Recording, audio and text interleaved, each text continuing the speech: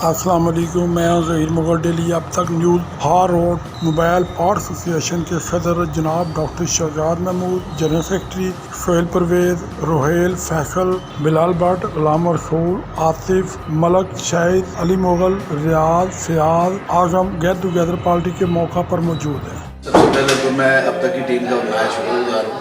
कि वो यहाँ पे आए। असल में आज हमारा जो गेट टुगेदर था वो हमारे दोस्त हैं काशिफ हादी, उनकी शादी के सिलसिले में एक डॉक्टर साहब ने उनको कहा था कि जी हमारे जो प्रेसिडेंट हैं मोबाइल फोन पार्ट्स एसोसिएशन वो भी यहाँ पे मौजूद है और उनकी सारी टीम जो है वो अपने दोस्त हादी की शादी की जो है ना उसकी खुशी में हमने यहाँ पे एक डिनर था तो डिनर किया और डॉक्टर साहब की टीम ने उनकी शादी में बड़ा अच्छा जो पार्टिसिपेट करने के लिए काफ़ी अरसे के बाद हम दोस्त इकट्ठे हुए गेट टुगेदर हमारे प्रोग्राम का। हमारे प्यारे साथी दोस्त काशिफ हादी साहब की शादी की तैयारी हो रही है, उस सिलसिले में हमारी मुशावरत थी।